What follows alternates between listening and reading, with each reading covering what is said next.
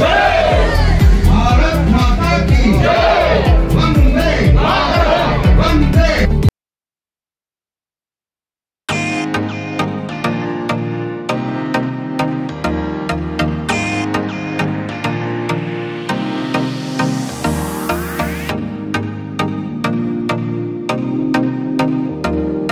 জানে যে বৰ্তমান পবিত্ৰ ৰমজানৰ মাহ চলি আছে আৰু নিশ্চিতভাৱে এনেকুৱা এটা পবিত্ৰ দিনত আমাৰ যিসকল ধৰ্মীয় সংখ্যালঘু ব্যক্তি আহি ভাৰতীয় জনতা পাৰ্টিত যোগদান কৰিছে তেখেতসকলে আন্তৰিকতাৰে ভাৰতীয় জনতা পাৰ্টিক গ্ৰহণ কৰি আজি এই সিদ্ধান্ত লৈছে।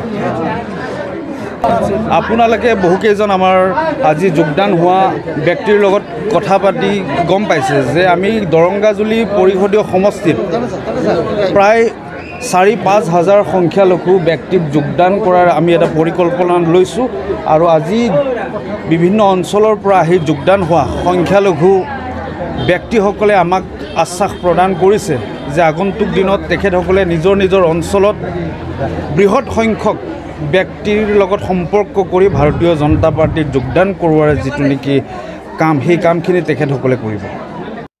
খুব ভাল কথা, আজি খুব ভাল দিন, আজি পবিত্ৰ ৰমজান মাহ চলি আছে আৰু আপোনালোকে নিশ্চয় জানে বিজেপি দলৰ নীতি আদৰ্শ ভাল পাই পেলাই এইটো আৰম্ভণি আমাৰ। ইয়াৰ পৰা আপোনালোকে দেখিব আমাৰ এনেকুৱাকৈ জইনিং প্ৰগ্ৰাম চলি থাকিব আৰু বিশেষকৈ আপোনালোকে নিশ্চয় দেখিছে ইয়াত 90% আমাৰ সংখ্যালঘুসকলৰ ব্যক্তিসকলে ইয়াত যোগদান কৰিছে। তাৰ উপৰিও আমাৰ আপচুৰ কুমাৰঘাটা আঞ্চলিক প্ৰাক্তন সভাপতি উপেন্দ্ৰ ৰামচাৰী ডাঙৰীয়া ইয়াতে যোগদান কৰিছে।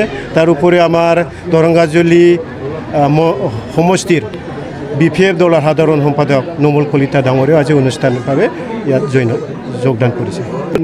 মোৰ নেতৃত্বত বুলি মই ক'ব খোজা নাই, আমাৰ দলৰ নেতৃত্বত ইয়াতে যোগদান কৰিছে। আমাৰ অসমৰ জনপ্ৰিয় মুখ্যমন্ত্ৰী ডক্টৰ হিমন্ত বিশ্ব শৰ্মাৰ যি আদৰ্শ, তেখেতৰ যি আমাৰ উন্নয়নৰ ধাৰাবাহিক কাম চলি আছে, আপোনালোকে এইটো কথাও নিশ্চয় জানে। তামোলপুৰ জিলা গঠন কৰাৰ লগে লগে বা তামোলপুৰ জিলা হিচাপে ইয়াত হোৱাৰ পিছতে ইয়াত বিভিন্ন উন্নয়নৰ কাম চলি থকাটো আপোনালোকে দেখিছে।